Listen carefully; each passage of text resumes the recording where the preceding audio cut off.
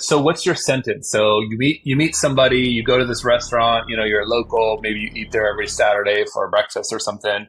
What's like the line and how do you drop the card? Just ask them, what do you like about your job here? You're really good at your job. It starts with a compliment. You're really good at your job here. I just want to compliment you. I've been watching you. You're really attentive to everyone. What do you really like about this job? They'll start talking to you or they won't. And that's an indication. What's the genesis, of priority pumping? You started it, what, 6 years ago now. What was the moment in time when you're like, all right, we're starting this? What was your why and how did it all work out? So we started it in 2009. Everybody thought we were absolutely off our rockers because everything in the world had seemed to explode with the housing market and everything. We just came in and we hustled our butts off. My background was in marketing. He can sell anything to anybody and he was really good at the trade. And so just the two of us bootstrapped it for a few years. All right, welcome to another edition of the Superpro podcast, the heartbeat of home service excellence. I am Roland, your host, co-founder of House Call Pro, and I'm an advocate for all the hardworking pros out there helping make our homes better, safer, and more comfortable. Through House Call Pro, I've had the privilege of supporting hundreds of thousands of pros just like you, empowering you all to achieve more, stress less, and redefine success in our industry. Today's guest is Tanya Wilson. She's the owner of Priority Pumping, the company changing the way septic services are viewed in Phoenix. Tanya's company isn't just about pumping and repairs, it's about education, leadership, and pushing the boundaries of customer service. From being a board member at a national wastewater board and receiving back-to-back recognition as one of Phoenix's top CEOs, she's leading with vision and grit. She has 15 employees, 2 pump trucks on the road, a new one on the way, a full installation crew, and all the vehicles come with it. 2.5 million as our goal for 2024. Get ready for a deep dive into what it means to educate your market, build a world-class team, and outperform your competition by what focuses or by focusing on what matters most, customer trust. Welcome to the show, Tanya. Thank you so much for having me, Roland. I'm excited to be here today. Oh, that's awesome. So I always love starting off with like, what's the genesis, of priority pumping? You started it, what, 6 years ago now. What was the moment in time when you're like, all right, we're starting this? What was your why and how did it all work out? Sure. Well, I kind of got into it by way of someone else 15 years ago. So, my kid's dad, this is the trade he had learned growing up. So, when we got together, we were both living in Wyoming, and he's like, I want to move back to Phoenix and start a septic company. And I was like, are you crazy? Like, that is the last thing on earth I want to do. I had a really cushy marketing job at a hospital, and I was like, yeah, I don't think I want to do that. Growing up in Wyoming, I knew the people that worked in septic, and I did not want to be one of those people. So, I'm like, I worked so hard not to have this job. What are you talking about? Anyways, he won. So we had a baby girl and we moved back to Phoenix when she was 3 weeks old and we started our first septic company. So we Wow. started it in 2009. Everybody thought we were absolutely off our rockers because everything in the world had seemed to explode with the housing market and everything.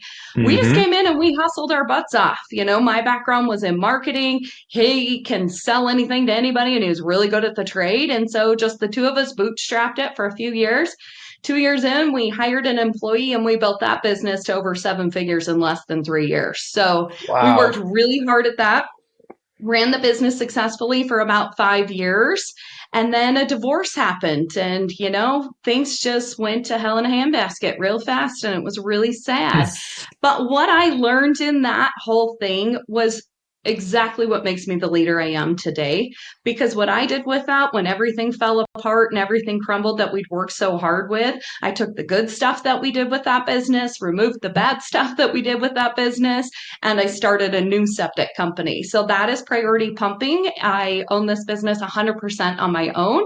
Jumped right back into the industry that I didn't want to be in because I fell in love with it once I got into it because I understood, one, there's always going to be need for a good wastewater service provider. Doesn't matter what's going on in the world. People love to take a shower and people love to have toilets. So If you come in and you run a great, honest business and hire and train and build a hell of a culture around the people that work with you inside of your team, it's really one of those industries that is totally unstoppable by what's going on around us. So I'm really happy to say that we've done that. We're 7 years in.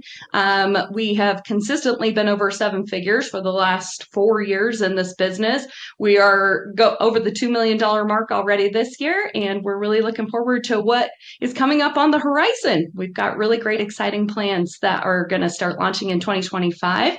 Namely, we are taking this business and we are going to be franchising it. So it will Oh, be the wow. first septic franchise available in the United States. So super excited to launch that at the beginning of the year. Well, I can literally like hear the ambition and the entrepreneurialism just like oozing out of every word that you're saying. And obviously like, you went gung ho after this, even after knowing like, I don't want to get into this, but knowing what you know now, what are some of the things that you're like, okay, starting priority pumping, here's 2 things I'm not going to do. What were those 2 things you're not going to repeat? You know what? First thing, I'm not running a 24/7 business. And I know a lot of times when people get into the home service industry, they're like, oh, we got to run 24/7 because we got to be available all the time. I was never going to do that to my team again. And as a single mom starting this over again with 2 small children, I wasn't doing that to myself because success to me is something that I can build and be continuously creative in and never want to have to say, I'm retiring. I'm sick of this pace of life. I want to continue to build something, and you can't build your own prison. And that's really what we did in that first Mm. business. We were 24/7. The phones rang all the time. I was on the phones. I held on to, and the second thing with that is that I held on to what I had created and started far too long before I hired somebody to come in and help me. It was one of the very first things I did with this business is hired somebody to come into the office and train them what I knew how to do so that I wasn't being held up with the phones or being held hostage to being at customer service all the time. I had entrusted that in someone I had trained myself. And I've never had to really get through that growing pain like I did for years that kind of limited us in the first business. Yeah, I mean, those are both 2 great golden nuggets, and particularly that last one, because I feel like that's where a lot of entrepreneurs, people getting into the home services, get super stuck. Is they just wait way too long before they start delegating out the duties that they think they're the best at. And the reality is like I can already tell you're probably like the best person to talk to on the phone. If I'm trying to get a repair done and something's going crazy with my septic tank, but you have to be able to like take a step back and train someone else to kind of fill those shoes so you can work on other things where I know you're adding a ton of leverage in other places in the business now that maybe you wouldn't have had the time to do before. Sure, you can't wear all the hats and do a great job at all of them. Something's going to be falling. I like to think of it as like you're juggling something. If you're juggling stuff constantly 24 hours a day, like at some point you just get tired. Your arms give out. Like you make a mistake, you mess up, and all the other balls drop. You have to really define what roles are important in the business and hire people that are great at that. Even if they're doing it 80% of what you were doing it at, it's quite interesting once you get good people on the bus that you realize they were actually better at that than I was in the first place Mm. because they can dedicate their time to it where I was kind of going at 50%, although I thought I was 100%. I wasn't because I we was all we all feel dedicated to that all way. these other Yeah, things. Yeah, for sure. sure. So hiring a team around you will make a business grow faster than anything else, but you have to be very picky and selective with who those people are. And where are you finding these people? Like when you mean like picky and selective, like what does the process look like kind of from, finding, priority pumping online to then doing an interview to then getting trained and onboarded? Like walk me through what that funnel looks like.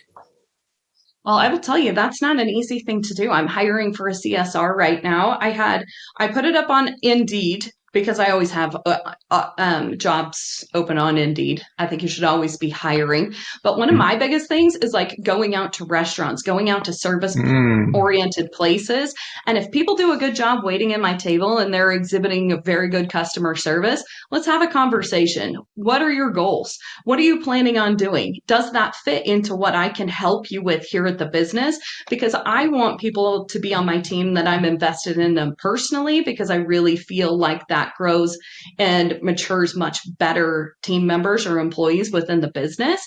So we'll get stuff that comes in through Indeed. All of our longest lasting people that have been here have come from some form of the service industry that had nothing to do with septic, plumbing, or home services at all. Many of them actually worked inside as like wait staff or bartenders or people like that are really good at talking to people, can have a conversation with anybody, and just really have that customer service heart. So I think you Yeah. should always be looking for that. I always have cards with me. I always touch base with them. I always send them text messages if they're people that we really think have potential. Because a lot of times, all people need to come into your business and really be awesome employees is somebody to believe and coach them to be that way. Oh, I like the way you put that. What's your sentence? So you meet somebody, you go to this restaurant, you're local, maybe you eat there every Saturday for breakfast or Mhm. something. What's like the line and how do you drop the card? So for someone that doesn't know how to do that, or maybe doesn't have the same I don't know, magnetic like personality to be able to do that, like how would you coach them to, I don't know, try to, I guess, poach, find a good employee, bring them over to your side. What do you say? I like to call it provide opportunities for people Oh, rather than see, that's way better. because Okay, provide sometimes opportunity. Yeah, way better. get a negative connotation. But That's right. I am just somebody that loves to talk to people. But if you're someone that has a hard time talking to people, I think it's great when people say you're sitting at a bar, it's a local watering hole area, and you go have a beer or something afterwards, and this person is just really fantastic with paying attention. They're courteous to the people around them, not just you. Like I really watch them for a little bit, have that watchful eye, but just Hmm. ask them, what do you like about your job here? You're really good at your job. It starts with a compliment. You're really good at your job here. I just want to compliment you. I've been watching you. You're really attentive to everyone. What do you really like about this job? They'll start talking to you or they won't. And that's an indication. Then when they say, "Oh, I really like it because I love to help people. I really like to do this." Well, what are your goals? Like, where would you like to go? Do you want to stay here? Like, what do you want to do? Oh, I'm actually going to school because I want to be a project manager. This just happened at a place. So I'm using an Mm-hmm. example. I'm going to school to be a project manager. Oh, really? And what? Like, I want to work in construction. Oh, do you now? Have you ever considered Oh, do you now? Yeah. that during school, Yeah. like you're genuinely invested in them by asking them questions about themselves. Most people don't do that. Even when we go to networking events and stuff, I always say, like people say, so tell me what you do. Like just go up to somebody and say, so tell me about yourself. And people are like, uh, I don't know. Even the start of any kind of interview that I have with people, I'm like, so I know what you do. I have your resume. Tell me about you. Like professionally or personally, like they don't know what to say because people aren't interested genuinely in people anymore. They want to know, how can you help me? Instead of just really being invested in them, they'll tell you how they can help you if you'll invest in them and spend the time talking about them. So that would be my biggest thing, is through networking events, going out to just local places like that. And if you do the Indeed route or Facebook or however you want to gather people through social media, definitely sit down. That first interview, just talk to them like people to people. You know what their job skills are. That's why you invited them in for an interview. Let's talk to them and ask them how they deal with conflict. Tell me about somebody you've worked with before that you have Mm. had conflict with. How did you deal with that? Tell me about what you admire in a leadership team. What's important about the business that you work for? If you really invest in them personally, people don't want to be a number. And I think that's why a lot of people come to home service, is because they think they're not a number like a big corporate job is. Or Definitely. if they've been in home service and go to corporate, they're like, no, hell no, I'm going back to where people know my name. Like I don't just know their names. I know their wives' names because I took them both out to dinner already. I know their Oh, kids' good. names. I know what their kids are involved in. Your son's got football tonight. I mean, my service manager will always ask me how my soccer team turned out. We all know each other here, and that's what gets people bought into the vision of what you're trying to build, because you're invested in them. So many good golden nuggets there. And I think too, you start with an open-ended question. I feel like the easiest way to get people just to talk is don't talk about yourself, don't talk about what you do. Like nobody really cares. Just ask them like, what do you think? Like what do you like about this job? What are your goals? And people are like, wow, this person's really interested in me. Okay, I'll talk back at you. Or the ones that don't, then it's a really clear, like, okay, we're not going to pursue this one. And so it's a good And qualifying sometimes I question for like sure. those. Yeah, sometimes I like those too because when we hire people to come in here, we have a huge goal board in our foyer in our office that everybody has to walk by all the time. And everyone has to put up 6 professional goals and 6 personal goals that they're working on. And I Ooh. continuously check in with them on those things because I want them to think about where they want their personal life to go and what they want their professional life to look at. Many times those personal goals will help elevate their professional goals as well. So it's really interesting when you talk to people just about goal setting inside of your business with the current employees that you have. If you don't do that, I highly encourage you to do that because watching them be able to get to where they want to go is one of the most beautiful things you will ever do as an employer. To me, like I have 5 kids too. So really watching like these 5 kids grow up and the accomplishments that they have. I've had people hired here that have been in debt and they can't figure out how to get out of it. They kind of grew up in that situation to the point of getting out of debt, to the point of, I'd like to buy a house that bought a house with property. And you watch them continuously elevate their goals. That is one of the most rewarding things of being a leader and an owner of a business is watching the people grow inside of your company. Yeah, and I mean that's such a great tip on fostering a really good culture within your company. And I think to kind of tack on to that too is and start involving them in some of the decision making. Really you Absolutely. need to lead by example, but be open to suggestions. Give them the autonomy, give them Mhm. ownership. And when they have their goals and you give them like ownership, you're like, hey, look, I can help you get here. Here's what you need to do to get there. Then all of a sudden they're doing it for their own goals too. They're doing it for the goals of the company and the mission. You really get that buy-in. I think the way that you describe it is really good. And I feel like not enough people do that, but I love, having those goals up in the foyer, as they walk in is kind of like a reminder. This is my why, this is why I'm here. And those are my goals. And then often enough, I feel like companies, they only focus on the professional goals, but the way that you weave those personal goals into there too, and know them on that almost like familial level, their spouse or their partner, their kids, that really, those are the kind of jobs where like, no, it's not just a number. Like they know a lot about me. And, how do you keep track of all of this It's in your not head? just a job. Yeah. It's not just a job. You know what? I don't really have a hard time doing that because I am authentically interested in them. So I Yeah. think I look at that as like these people become on, in small home service companies, it's like family owned and operated. You see it all the time. I want to operate this business like we're a big family. Most everybody here gets along really great. We have quarterly meetings where the family comes to my house and we have a barbecue. Like, if I don't want to invite you to my home, I don't want you on my work team. And that's just kind of how Mm. we've built the culture at this business. And so it's not hard to remember those things because I'm genuinely invested in them. I feel like the CEO or the owner of the business, my job is to take care of the people inside of my company. The people I've selected to be on this journey with us, it's my job to take care of them because if I take care of them, they'll take care of my customers. They'll get the jobs done. They want to know that they're valued. Many people won't just job hop for a dollar when they feel valued somewhere. That's a really great point because I think just the amount of time and energy you spend on the recruiting, the training, getting the buy-in, the vision, all those types of things. There's a lot of investment that you put into the people, and just if you don't do it the right way and they're ready to job hop, you lose them for $1 an hour raise or $2 an hour raise for something that amounts to be what, like an extra $1,000 a year or something. Like it's not Yeah. worth it because you put in way more No. than your own time. If you value your time at $1,000 an hour in terms of like leverage, like really quickly, it pays back. I always tell people, I only like to hire people that I would like to have a beer with, like after work. Yep. And also I like to hire people that if situations were different, I would work for them, you know and so Oh, though that's like an interesting thought because you're like, wow, would I work for them, and those are yeah. people that ultimately will turn into leaders themselves and hopefully have the autonomy and maybe one day leave your business and start their own thing, and that's okay.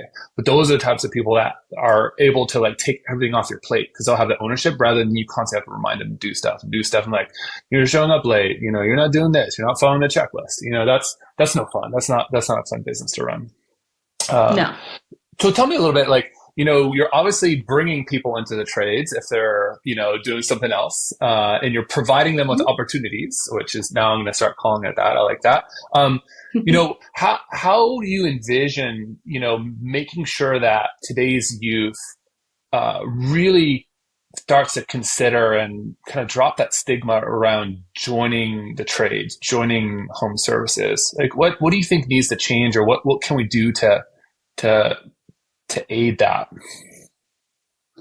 I think we just have to start showing up more. You have to kind of hang out in the places where these kids are at too, Like Hmm. there's a gentleman that's in our industry that he has like this massive TikTok following. And it's literally just like pumping septic tanks, and it's like really gross stuff that he sees out there that all the kids think is so satisfying. And it's so funny because like my kids will tell me, they're like, "Did you see this video?" And they're watching things and their friends will show them crazy things like that.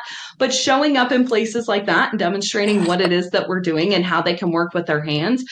Another thing with that is offering a way for those kids to come in and work during the summertime so that they can start seeing what Ooh, this looks like. uh-huh. And the other thing I think with that is getting into the schools and talking to these kids. We have so many people that go in. My daughter is in a business class and they are studying entrepreneurship in the second year of the business class.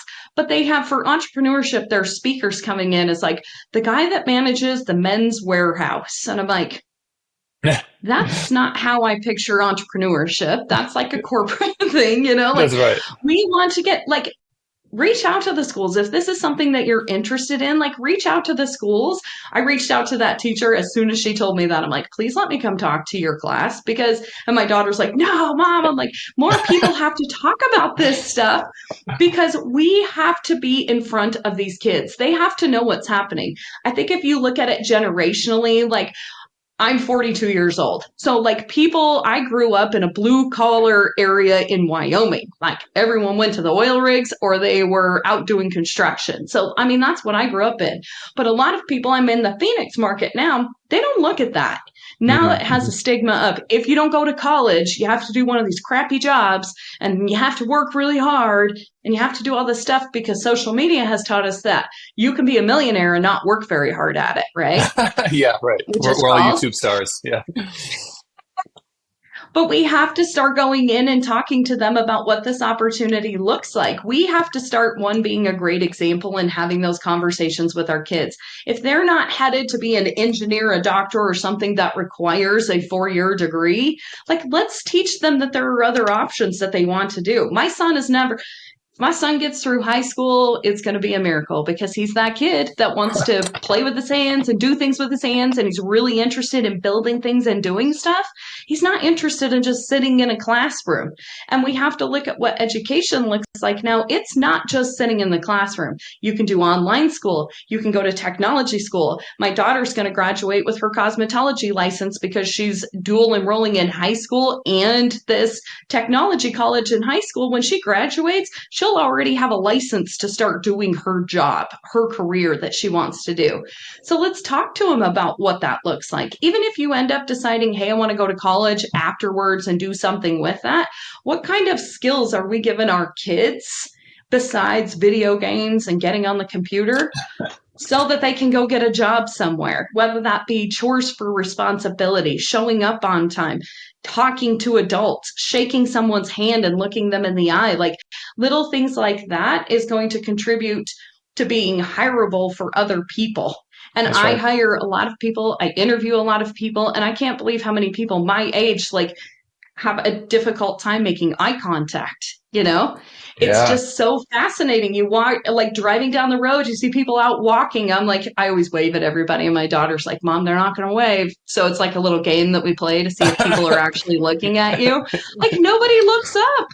Like Yeah. these people are going to get run over. Like it's just such a society where we keep our head down. I think teaching our kids to look up and Yeah. see what opportunities are available and talking to them about not being just what everybody expects you to be is so huge. Support them wherever they want to go. It doesn't define you as a parent whether they want to be a doctor or they want to be a diesel mechanic. My diesel mechanic makes more money than most doctors do that I know of. Like, Yeah, let's and I talk think about the that's a big part of opportunities. like not enough people are talking about it, and so people don't even know that that's a true statement. Yeah. Because not enough people talk about it, which is what you outlined, which is kind of like the first step, which is just like get it out there. And I feel like even at House Call Pro, we're in tech, but we empower the blue collar trades. But I think a lot of our employees they either come from the trades and they want to work in tech, or now we've got employees that are like, wait, I'm going to start my own business, and I'm going to use House Call Pro to do Yeah. it. And I'm like, oh, okay, darn, but okay, no, that's good. That's great. I also think just in general in the trades, it's very difficult, in something that's largely male dominated, or at least perceived to be male dominated, for lady pros, women in the trades to really like break in. And I feel like there's also the stigma that like, oh, they're only the office gals. And it's like, like, do you know how many of the owners of the home service businesses are literally like women, and also the spouses of like husbands, like they're all family run, and really, like, I would say, I don't know, it's maybe even getting close to 50-50, but I just don't think enough people know about it. Like how how do we make it easier for women also to feel good to go out in the field and not feel stigma there? I think like there's obviously movements that are helping. House Call Pro, we've got our Lady Pros community, and we try to get more Lady Pros together so that they've got a better like sounding board. Because if you look at some of the other Facebook groups, they get pretty crazy, and pretty Mhm. crass. Like, what can we do there, and what do you see? I think one of the biggest things that holds women back from going out into the field is the accommodations made by the employer. Because Mm, let's, like, you got to face it. Like, women have different needs than men do. Like, we can't just go find a corner and pee somewhere, like that yeah, happens on so many job yeah, sites. the Let's be 5 gallon real. paint You bucket. know, Yeah, yeah, like there's things like you can't just pop the door open, right? So there are accommodations that aren't met to meet a lot of women of being like, oh, I don't want to put myself into that situation. It's mm, also the attitude of the men that are working out there in the yeah, field and thinking that women are capable of doing that. But I yep. think it all starts with the leadership team inside of the business. So if Mhm. you are a woman or a man listening to this that owns and runs a home service company, what kind of accommodations, one, can you give to the women if they want to come on board, if they actually ask that question? Two, just encouraging women to seek, like, show them what is possible. For me running a septic company, most women would be like, ooh, I can't drive one of those big pump trucks. Look at the truckers on the road. They're driving stuff that's way bigger than this pump truck, and I see women in them all the time. Why can't you? Yeah, totally. But we don't, we tend to write. I think even just, I've had to check myself on this a little bit too, because I've only ever had men in pump trucks. I put it out there. We try to do that. I've had some women come in and actually interview for the positions, but when I talk to them about the labor that's involved and with that, I haven't lucked out yet to get one of them to bite to come in. But I do write it. But I think a lot of the job postings are written for men. They don't Yep. say directly that it's there, but it's not worded for both Yeah, there's sexes to ways there. actually look That, at it. You know what I mean? Like, it's like, you got to be able to lift 150 pounds and you got to be able to do this. I'm like, do you really? Like, you don't really have to do that in this industry. So I think it's that a lot of those job postings are really geared towards men. So a lot of women don't even look at that as an option. They think, if I'm going to get in it, I'm going to get in on the office side, which mhm. is also fine too. I think the accommodations and not just like trying to set it up as if it is an equal opportunity, great. But I'm also a woman I grew up on a farm in Wyoming. I get it. Like, men are tougher than we are for the most part. They're stronger, they're bigger, they can do things like that a little bit easier. We can't just say, oh, we can do everything that you can do, because sometimes we can't. And that's okay. That is okay. But you can go out there and work with them in the field and get assistance and take assistance, because I think a lot of times too, women are like, no, I can do it. And you physically can't do it. It's okay to ask for help in being out Sure. there if you do work in those industries. So I think when women get into it, they feel like they have to prove something in order to keep their job in that. I don't see guys coming in here and trying to prove themselves to keep this. Like, Mm-hmm. just That's a come good in, point. Be yourself and don't try to be them. Don't try to be doing what they're doing. Come in and do what you can do and ask for help for the other things. That does not make you weak. That makes you strong for being able to ask for help. Well, and also you recognize what you're good and not good in. And I mean, it doesn't have to apply to Sure. just strength. It could be organization. It could be people skills. It could be Mhm. salesmanship. It could be a million different things. And so that's when it comes down to like, you may have superpowers in a different direction and apply them in the way that benefits you and the business the most. And that's okay. And that's great because the reality is like, you know, I'm not organized. I'm not the best communicator. Like I know the things that I lack. So, hire the people that can do a better job than you. And I feel like, in any business, it's sometimes hard to hire someone that is better than you. But if you can do that, that's when you build like amazing businesses because that's when you're able to Absolutely. just completely work yourself out of a job. And that's the point.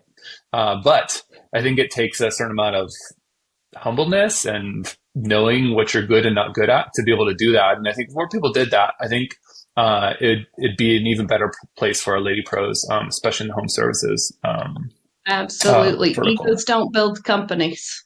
That's right. You got to if you're going to want to build something big, you have to leave your ego. You Mhm. have to, because you think that you should be the best at everything. That is what the ego tells us. You should be the best at this because it's your company. I'm not great at that. I'm not great at hiring people because I see potential in everyone. And I want to hire everyone because I'm like, ooh, but I could help them with that. Sure. I'm that personality. I will meet them on the first interview. After that, I'm hands off because I know what I will do. And if I think that they're like a great person, regardless of the job skill, I want to believe in them and I want to get them somewhere because I love to see people grow. That's not the best thing for me to do all the time for my business. So I I mean, have to that's a get hands great off on some of that things too. Yeah, and that's a great point, and it's like a little golden nugget that you just talked about that I don't think a lot of people realize. Most people, if they're the owner of the business, they want to be the last person to make the decision on the interview. But you Mhm. recognize that that is definitely not the right thing to do, and you put yourself kind of first in line for the interview position. And usually, that's flipped around where you have, someone that's been in the business for a little bit, but a lot junior to you do kind of the first screenings. But Sure. that's a really good I mean, that's a perfect example of kind of taking like a little piece of humble pie of your own and just being like, no, I'm gonna step aside. I'm not gonna do that because I'm gonna mess some stuff up. You've got a podcast that you do, Ladies Kicking Ass podcast. Tell me a little bit about that and who's on there and what kind of guests and what would you if you were interested in that, what would you be listening to? Oh, ladies kicking ass is one of my biggest passions, and it has really grown out of wanting a community of women that are in the trades that can talk and amongst each other and be able to solve problems for each other or be able to lean on each other. Or, sometimes you just need to vent and you need to see what other people are doing and you need to see it by example. I really truly feel like you are kind of sat at a level where you think you can get to, and being around people that are a few steps ahead of you and a few steps below you is something that will motivate you more than anything else because you can see what is possible a little ahead of there. You can also realize I was this person before too, and I can help. So building a Mm-hmm. community around ladies kicking ass has been so incredibly important for me because when I got into the trades industries, like I said, I came from marketing background. When I got into the trades, I was like, okay, great. I will go to all these networking things and I'm meeting like the Mary Kay lady and the doTERRA oils lady and maybe, somebody that works in a recruiting office. Like they don't know the struggles of trying to hire CDL laborers right now. Like I need to talk to somebody where we can figure this out. Like, Mm-hmm. how are you marketing this home service company? That's a little bit different than marketing a hospital service. So That's like right. things like that and just being able to have women at a table that all kind of understood what our big goal was, and we were all kind of trying to do the same things, and I couldn't find that table, so I built my own. And then we invite people, and that's where the podcast came in. So there is a podcast once a week that comes out with women that are in a variety of different trades and home Cool. services. We've had people in there from plumbing, we have pest control, we have people that build chimneys, we have Some of the lady pros have actually been on the podcast, so you'll definitely have to tune in for that. Shayna was just on there with my office help. We also have people like that on the podcast, not only that got into the trades and tell their story, but also got into services like House Call Pro, like my office help, like accounting places that work with contractors and home service companies, in teaching them and giving them some mentorship on things to look for with their insurance, ways to market their business, how to show up on social media, like how to build your brand, why that's important to get reviews. So it really is a mentorship and coaching program and podcast, along with people telling stories and showing what's possible if you just get gritty and just stick with it and keep showing up, and that consistency factor kicks in. And then you look at it and you've got a $3 million business that was once just a crazy wild dream that someone thought, why the hell are you doing that? So it's really cool to show people what's possible and what women are doing to kind of shake up the good old boy industry that many of us work in, and how those are really the biggest and best shining examples of what it looks like for women to get into the trades, is seeing the success stories of women that have done that, but also talking about their failures too. Like I had a That's business, a important. seven-figure business from the outside that looked like, oh my gosh, she's got it all put together. And on the inside, it was crumbling and it just completely, like, how did I come back from that? I could have stayed down there and just wallowed in it and was like, oh, I had a business, but now I don't. I was like, no, screw that. This is what we're going to do to rebuild this. And we're going to build it better this time, because we took those failures. It's not if you will fail, it's when you will fail at something. If you're going to start a business, just brace for impact. It's coming. But those are the building blocks that help you build one beautiful, beautiful fortress that people can live in and flourish, and they can build their careers around. So I'm really proud to be able to tell all these people's stories. There's that famous, I don't know if it's famous, but anyways, there's that poster where they show, the iceberg. And so it shows like the top of the iceberg, which is like the success and that 7-figure business, and everyone sees that, and then they'll see like everything else that's underneath it. But I think what's really cool is being able to listen to a podcast where people share like the bottom part of that iceberg, because I think that's the reality, and that what actually happens most of the time. It's just people don't like to talk about that so much. But I think by talking about it, other people will feel like, oh no, this is right, and this is how you get there. But I think a lot of people just are like, wow, like, every move they make is flawless. Every decision they make is 100% the right decision. Every marketing dollar they spend is perfectly aligned. And it's like, oh no, none of that could be further from the truth. And talking about it and having a show, and talking to other people that are open with those failures. I mean, that's super important, because as anyone in the home services space, especially like also as a lady pro in the space, seeing others talk that way is definitely empowering, because you're like, oh, okay, no problem. Like, this is how you get there. And it's just a part of the path, rather than like, oh no, like you said, doom and gloom, this is not going to work, I'm going to give up, or like, this is too hard. It's like, no, that's just part of it. And the obstacle is the way. Yeah. Or I can't. I have kids. I can't because I have this. I can't because I don't have the skills. I'm like, you must, because you have kids. You can get the skills. You can do these things. Like, there is nothing that is holding you back other than your mindset around the story that you're telling yourself. Because I see women on this podcast all the time that demonstrate that all of that is completely untrue. If you want something and you're willing to work for it and get those skills, you'll figure out how to do it. So I think that's the biggest message. It's just like, and you can do it in a really cool industry. So I love that too. Awesome. Well, so lastly, you started the company, you found House Call Pro somehow. There was a need that you needed to solve. What was that like initial need that you were looking for, and that's why you're like, okay, yeah, House Call Pro is what I'm going with, and this is how we're going to run the show. Sure. So we were using, well, I've been in this long enough. It was like paper and pen invoices and carbon copies once upon a time. I remember having to sit down at nighttime and email my jobs over to the guys, or have them come to the office and they'd get it. And we, like, at that point, you had to like print out MapQuest for them too to get to places. Like, it's changed so much. It's insane. But we were using a program, I think it was like iFleet or something crazy. Yeah. I've been with House Call for a long time. So I was like, this is crazy. Like, it would work sometimes in the field and sometimes it wouldn't. And they didn't have a mobile app. It was just like on a laptop or like a tablet thing. And I was like, there has to be a better way. So we've been using House Call for at least the last 5, 6 years, like pretty much the whole time we've had this business. Yeah. I love the simplicity of House Call Pro because if it is a program that is too robust and too crazy, the guys won't use it anyways. And I say the guys because I have guys out in the field, any of your technicians, even your office people are going to use it Mm. effectively because if it's too difficult.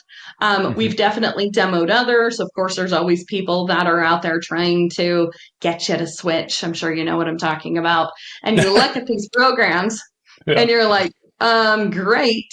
And you're going to set this all up and make it all run for me all the time. What if there's a problem? That's something that I love about House Call Pro is that they are so responsive to problems. If there's anything that is an issue that you're dealing with, sometimes we got like funky QuickBooks, like syncing issues or Hmm. things like that.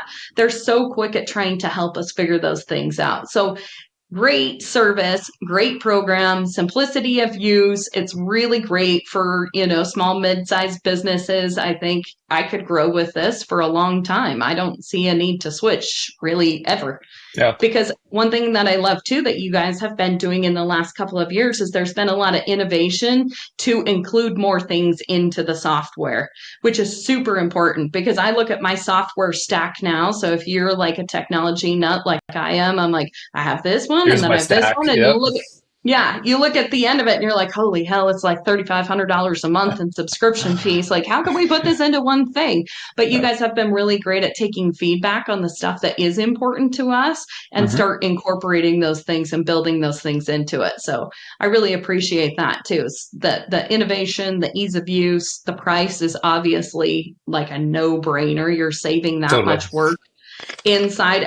When people talk about this, there's a Facebook group that's called the Pumper Page, and it's just all of these people in the septic industry. And when they talk about software like this, I always rave like crazy about House Call Pro. And sometimes they'll come back and they're like, but it's like, to start out like $100 a month. And I'm like, who are you paying for less than that to do all the double and triple and sometimes quadruple entry of this paper crap that you're doing? So Yeah. looking at Yeah. what that saves you in time and payroll of somebody manually doing things if you're still on paper and pencil stuff or Google is free. I'm like, how do you keep any of that stuff straight? Where is your customer list? Like, how do you market to these people? There's so many things that House Call just organizes for us so seamlessly and incorporates a lot of that software stack that we have if it doesn't offer it, Mhm. that I just appreciate how easy it is to use, and we'll continue to use it and promote you guys.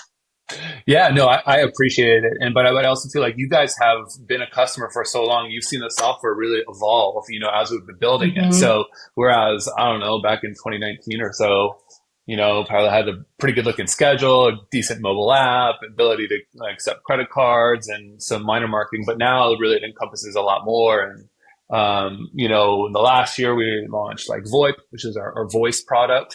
So you can consolidate like all the calls in one area. So you're not having personal cell phone calls. You were talking to me earlier about like, oh, one of the mistakes was being available 24/7. And like that often happens when an Mm-hmm. owner starts and they give out their personal cell phone. And, it's going to be really hard to delegate. So there's like that VoIP piece, the payroll piece that incorporates like the time cards, the coaching, the website. So it's a lot of different pieces. What would you say is the most underrated feature that I feel like not enough people are talking about, but you know about it and you're like, oh, okay, if only more people knew. This is like either like a little secret weapon or something that took you a little bit to figure out, but now you know. That's a good question. I I truly think it's like the ability to be able to, even if it's not a direct like app that syncs with House Call Pro, but being able to generate the API keys and how simple it is to integrate programs that maybe aren't part of House Call yet. I have been amazed at how easy that is to like pull stuff over and like segment our Mm-hmm. email lists and be able to do things inside of House Call Pro.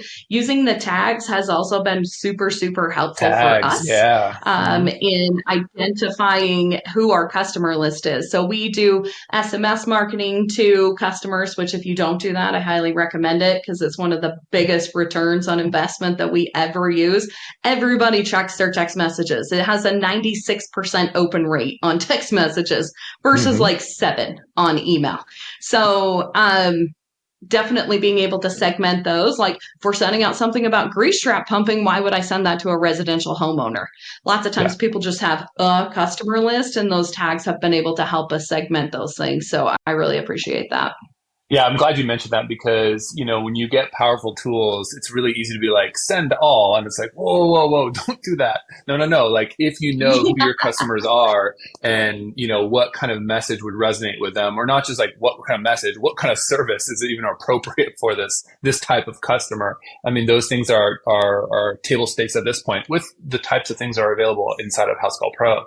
And like you said, SMS is so powerful because everyone opens their texts.